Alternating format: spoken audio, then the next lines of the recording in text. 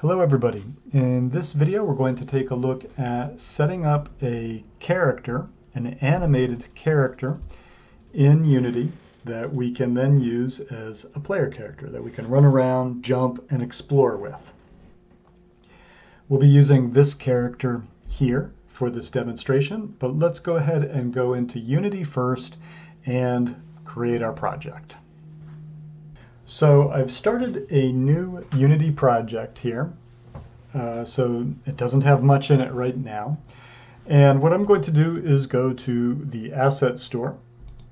And I'm going to look at some of the assets that I've already used in the past, some of the assets that I've already tested before, and we're going to be using one of those.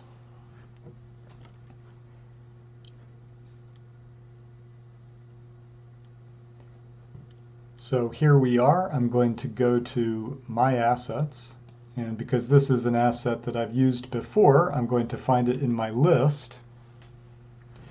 If you'll remember, in a previous video, we took a look at the Chivolo character controller here, which was a nice setup, a nice simple setup, and I showed you how I can kind of reverse engineer it to figure out how it works and then get it to work in other scenes. We're going to do something similar in this video. And the asset that we'll be looking at today is this one here. This third-person controller. So I'm going to go ahead and import it in.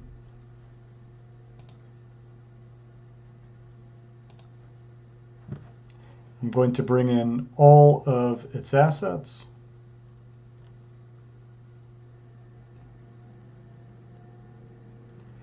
And we'll go ahead and get started. Now, if you're interested in the package that I have just downloaded, you're interested in exploring it, trying it out, this is what it's called. It's called the Third Person Controller plus Fly Mode by Vinicius Marquez.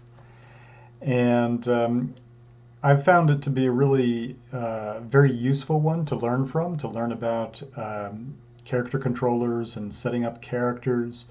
I think it's a really, really nice resource. So let's go ahead and return to Unity and we'll check it out. So here we are back in Unity, and the package that I just downloaded is this one, this Third Person plus Fly.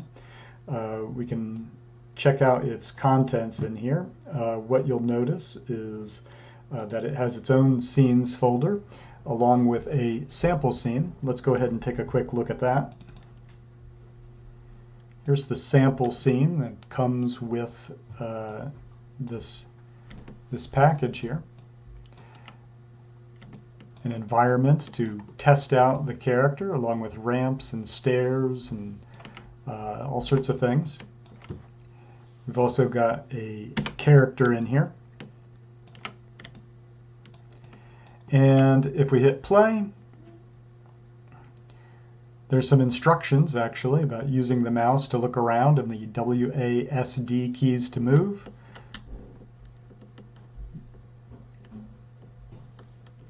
You can hold down the space bar to jump,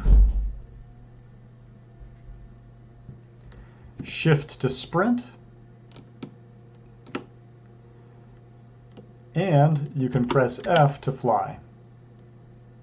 You can also hold down shift to fly faster.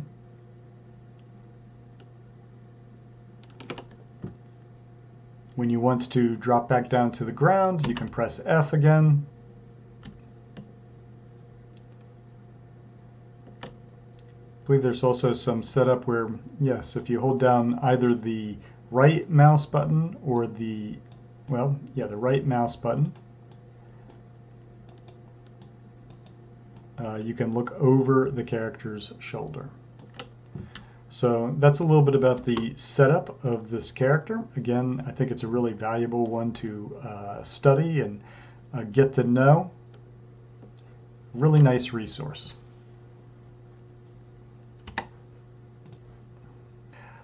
Another thing that really makes this resource so nice is that it has good documentation. I selected the third person plus fly folder here, and in fact there is a PDF file here, and you can open it up and read all about how to set up this controller and how it works. So I found that very useful.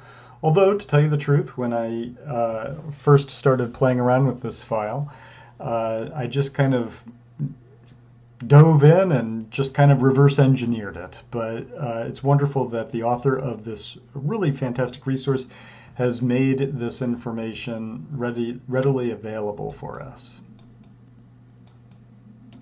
Now I'm going to select the character here and just show you a couple things about it. I have the character selected, and a couple things that you'll notice is that it has an animator section here where it's got a controller applied to it.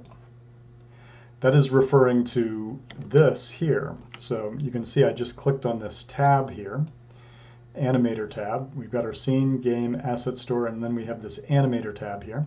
And this is what we call an animation tree. So this is something that the author set up that allows animations to smoothly go from one animation to another animation depending on, for instance, input from the player. So we've got a falling animation, a jump, locomotion, an idle animation, and all of these have these connections that can be triggered by various states. In the case of the idle to locomotion, for instance, you'll notice that it's been set up here where if the speed is greater than 0.1, as well as a couple other conditions, aim being false and grounded being true, in other words, the character being on the ground. If these criteria are met, then the character will go from his idle into his locomotion. Or if we want to see what is the criteria from going from locomotion or his running animation to the jump start, again, we can click on that connection here. And its condition is if jump is true, which is going to be triggered by the, in this case, the space bar. So if the space bar is pressed while the character is running, because the character would actually have to be in this locomotion state, then the animation will go from this locomotion clip to this jump animation. The jump animation will then feed into a falling animation. No conditions necessary for that other than the animation being completed, the jump animation being completed. And then from fall, it can go back into its locomotion state. It goes back into its locomotion state, however, once the character is grounded, once grounded is equal to true. So these are all conditions that can be accessed through the scripts, the programming that the author of this resource has created. So that's just a little bit about animation trees. We might take a look in more depth at animation trees in a future video. So I'm going to select the character again. Again, that's under the animator. We've got the character controller, which we just looked at, that has been applied to this character. We also have a rigid body here. The rigid body is something that's necessary for, in this case, for this character to be affected by gravity. There are a couple things I noted when I looked at the setup, is that the freeze rotations are all set to X, Y, Z. They're constrained. They're constrained so that the rigid body is not taking its rotation from this, but rather from the programming. We have a capsule collider. That is this capsule that is on the character here, and that's specifically for collision, so that the character cannot run through walls and so that other characters cannot run through us, for example. And then you'll also notice that we have 4 scripts that the author of this resource has created: basic behavior script, move behavior, aim behavior, and fly behavior. Another thing that you'll notice is that under the basic behavior script, there's a field here for player camera where the camera in our scene has been applied. Finally, there's also the camera in the scene here, and the camera has also had a script applied to it called the third person orbit cam basic script.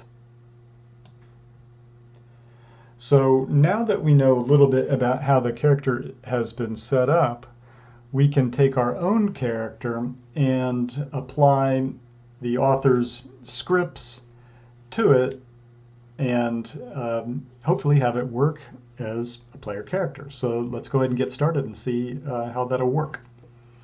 So here we are back in iClone, and we're going to take this character, export it out, and then bring it into Unity.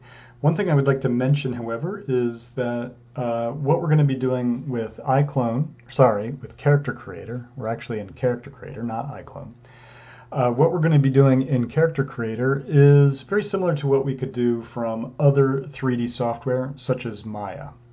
And I have other videos that show that workflow of taking a character that you've created in Maya and bringing it into Unity. So you can check those out as well.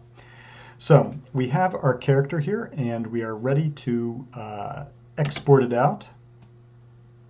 Here's what the character looks like.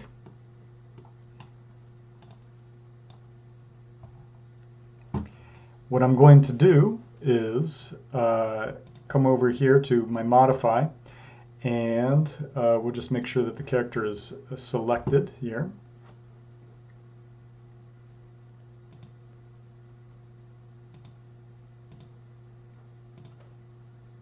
And we'll get ready to export it out. So I'm just going to deselect everything, and in my modify panel, you'll notice that we actually have a button here called Convert to Game Base. Now, this is not necessary. However, it will simplify things for us later on because there's a lot of textures and materials on this character, and what it's going to do is it's going to combine some of those materials and textures so that we're not having to deal with as much different textures and so on. So I'm going to go ahead and convert to a game base, and I'm going to keep this as single material. We do have options of setting the texture size, and I think I'll stick with, for this example, 1024. I think that'll be okay. And we'll go ahead and click on Convert. This just says it's going to override the body's skin weight. Some mesh penetration may occur as a result. In other words, some of the skin weights on the character, we might have some issues. We'll see if that's the case. But I'm going to go ahead and say OK, and we'll let it do its thing.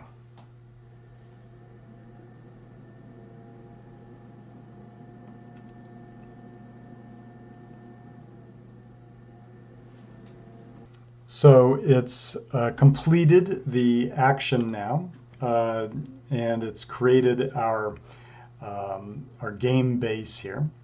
What I'm going to do now is export out this character as an FBX. So FBX, of course, as you all are well aware, is a format that can be read and understood by many 3D software packages, such as Maya, in this case Character Creator, as well as the Unity game engine. Okay, so let's go ahead and export it out. File, Export, FBX, and you can see that I've already got it set for the Unity 3D engine here. We do have a drop-down where we can choose other options here, whether we wanted to export it out for Maya or for Unreal, you have that opportunity or that choice. I'm going to keep it on Unity 3D. I am not going to check embed textures. I'm going to leave that unchecked. I do want to have delete hidden faces. That way any geometry inside the shirt of the body, let's say, is not going to get exported out because, well, we don't need to see it because it's hidden by a shirt. Pretty much this should be good. So let's go ahead and export it out.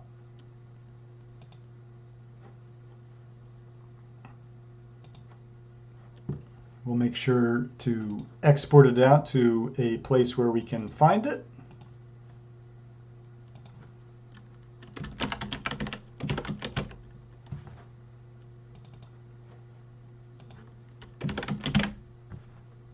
And we'll save it.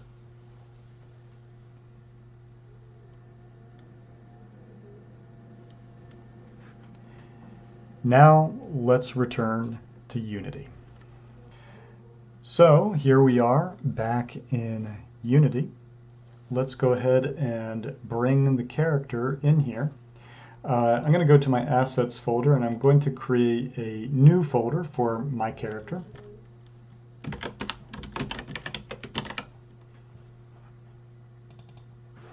And we'll go ahead and bring in that asset, or assets rather, because we've got not just the FBX, but we also have some other things such as the textures. So I'm going to go ahead and drag all of which has got exported out from Character Creator and bring it in here.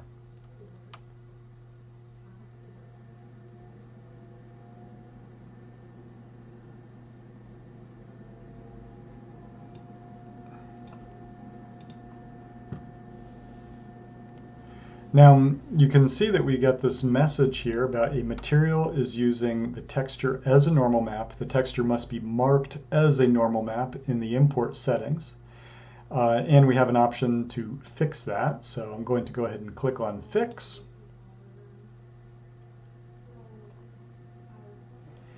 And let's see what we have here. So got my folder here. We've got our character. I'll go ahead and drag it into the environment here. It looks like we do have some problems with the textures. Interestingly, it also seems to have kept that interior geometry. You can see that the problem we're having is with some transparency issues. Anyway, let's take a look at the character and see what it looks like. So it looks a little weird.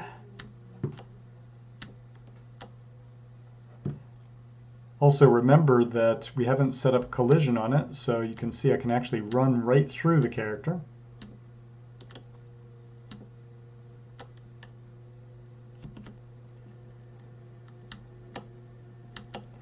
Doesn't look very good, so let's take a look at what we can do about that to fix it. Now, one of the things I could do to fix this character would be to create new materials for it. For instance, I could come in here and let's say create a new material. I'm going to call this one trousers or jeans. We call it jeans. Call it jeans mat. And we could apply that onto the character's pants here. You can see that that fixes that transparency issue there. And then, of course, we could come in here to its albedo and find the texture that it should be using for those jeans. Looks like it's this one here. And you can see that that starts to fix it. We could still come in here then and find its normal map, which looks like it's this one here. Makes it look a little bit better. And there are a bunch of other maps as well that we could apply to it. I'm simply going to bring down this smoothness to make it look a little better. And you can see that this would be a bit of a process. This would be a bit of a process, but it would work. We could fix the character by just going through and recreating these materials and then applying the appropriate textures to the different parts of our character here. So instead of fixing all of these different materials on this character, we'll try something different. I'm going to get rid of this character. I'm actually going to go ahead and get rid of, I don't know if I really need to do this, but we'll go ahead and get rid of these assets as well, and we'll bring them in again. But what I want to do is show you, I have downloaded this auto setup for Unity, and what this will do is actually ease the process of making sure that the textures / materials and so on work appropriately with the character. So I've already downloaded it, and we'll just take a look at how we can use it. I'm going to come back to Unity, and when I downloaded it and I installed it, I got these 3 files here. So I'm going to drag them into my assets.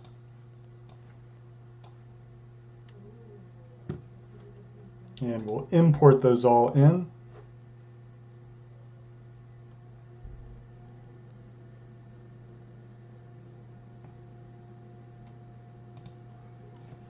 And let's just take a quick look and see what we got. We get this folder called CC Assets, along with a README file here. And I'm going to go ahead and drag my character into this folder here.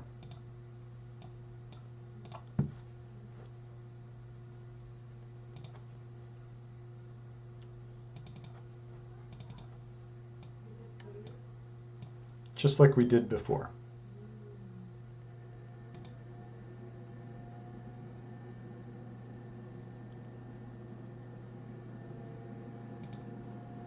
So my character is in the project now. Let's go ahead and see if we can set it up similarly to this character here. And to do so, I'm going to go ahead and create a new scene.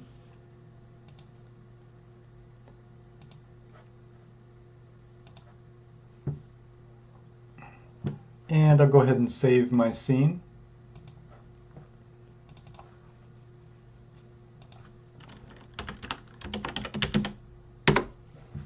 And we'll get started. So I think the first thing I'll do is drag or create a polygon plane in here.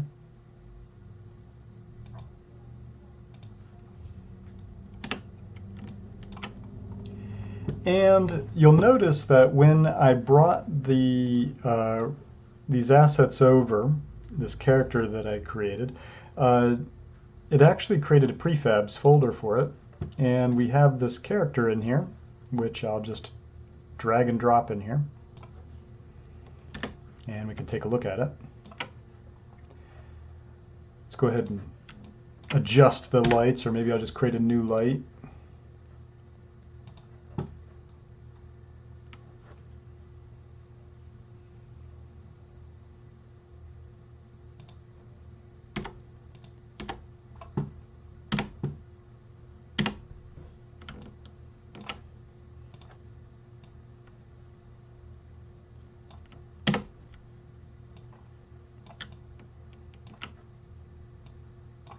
And for the time being, that'll be fine. Maybe I will go ahead and turn on shadows. So here's our character, and you can see that actually the textures are working just fine now. We're not getting that weird transparency, and in fact the normal maps and everything appears to be working really well. So let's go ahead and see if we can set this character up to work similarly to that example that we looked at earlier. So the first thing that I'm going to do is assign the controller to it. So this actually did come over with its own controller. The controller, however, is very simple. It's not like that animation tree that we looked at earlier because it doesn't really have any animations on it. We're going to swap out its controller for the one that that character was using in that sample scene we looked at earlier. So I'll just click here, choose character controller, and now if we go and look at its animation tree, you'll see that it's actually using the very same animation tree as that shadow character.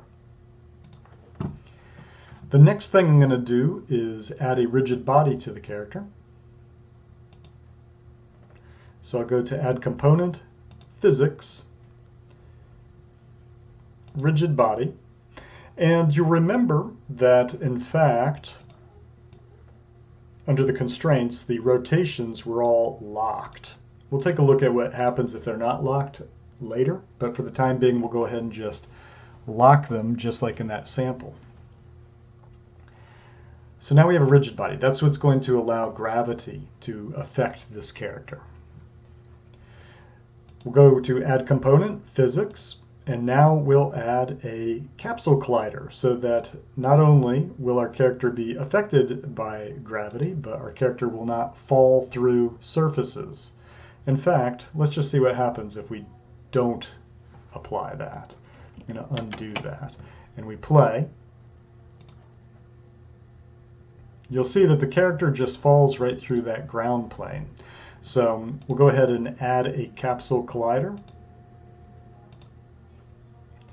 And we need to position the capsule collider so it conforms to the character's body. So I'm going to look at this from the side and go to more of an orthographic view and adjust this capsule here.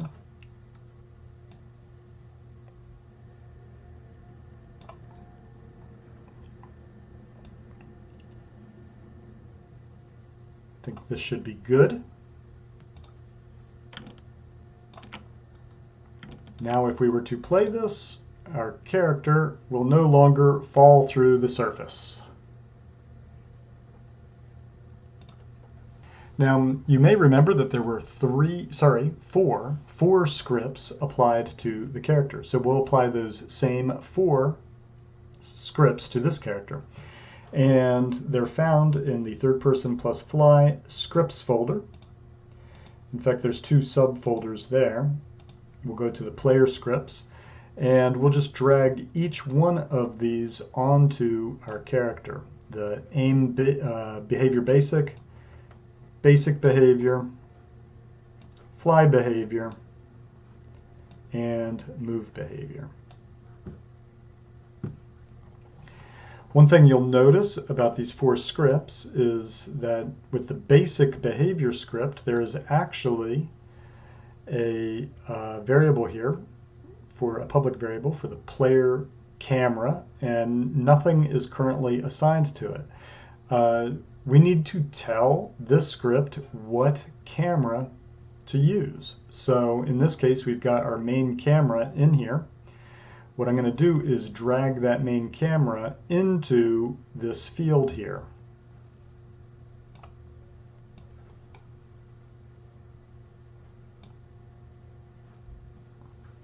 Now, another thing that you may have noticed with the example file that we were looking at is that the camera itself also had a script applied to it, and that is found in the level scripts. It is this third-person camera script. I'm going to drag that onto our camera.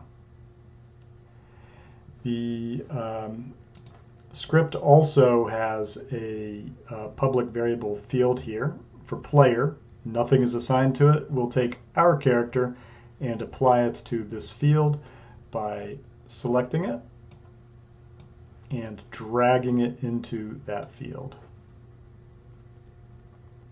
So let's go ahead and test it out now and see if it works. Now, one thing I'd like to point out, I have my camera selected here, and you'll see what the camera view looks like. This is the view from that camera currently.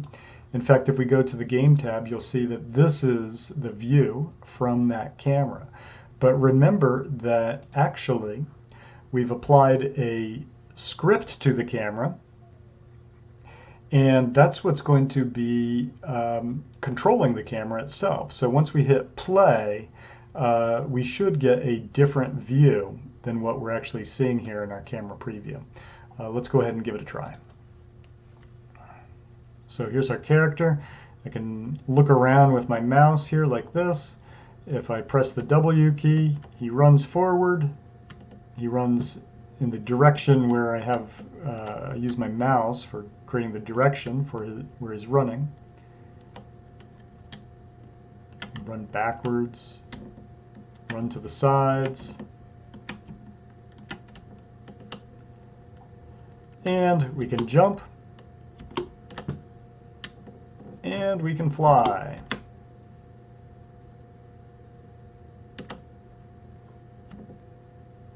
So it appears that this is working.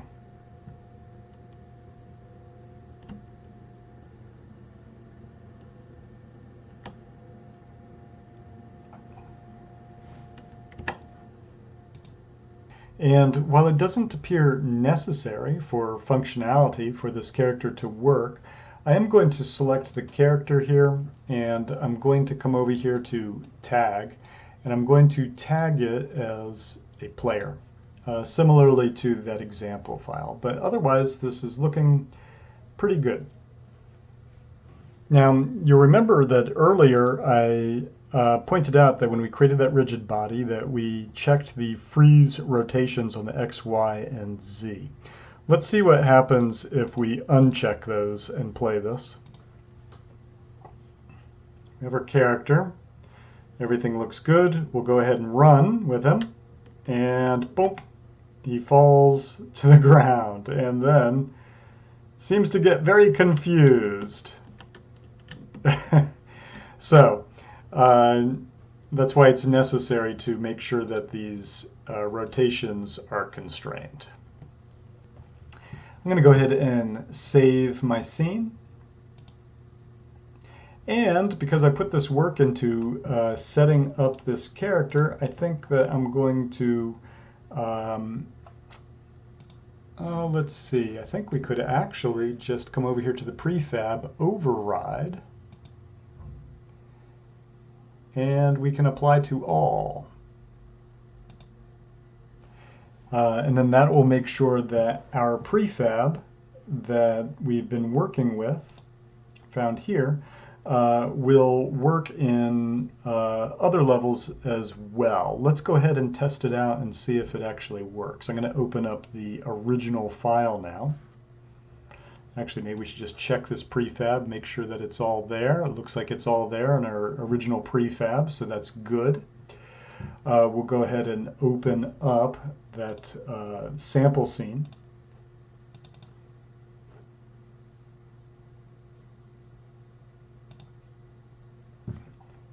And perhaps we could try our character in this level here. So I'm going to take the shadow character and delete it, and take my character that I created and bring him into the environment here. Now, one thing, that shadow character actually had the camera inside it. My character does not, so now we don't actually have a camera in here. So I'm going to go ahead and create a new camera.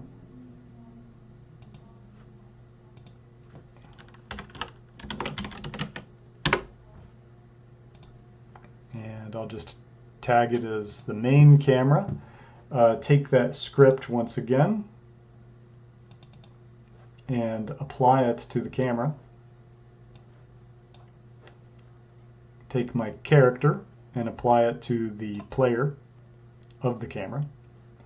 And we'll take our character here and apply the camera to its script, to its basic behavior script. Okay, keep fingers crossed. Let's see if this will work. And it appears to work fine.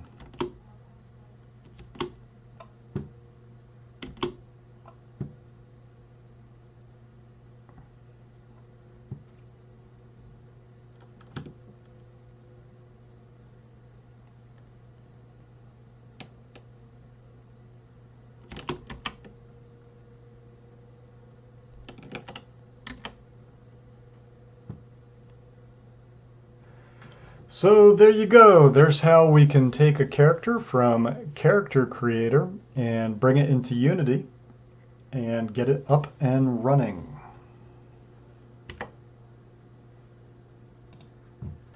So there you go. In a future video, we'll take a look a little bit more at these animation trees. But the basic concept, hopefully you understand. You understand how we have these different states in here that animations have been assigned to. They're connected to one another and have different conditions that allow it to go from one state to another state. So I hope that you have enjoyed this video, and thank you for watching.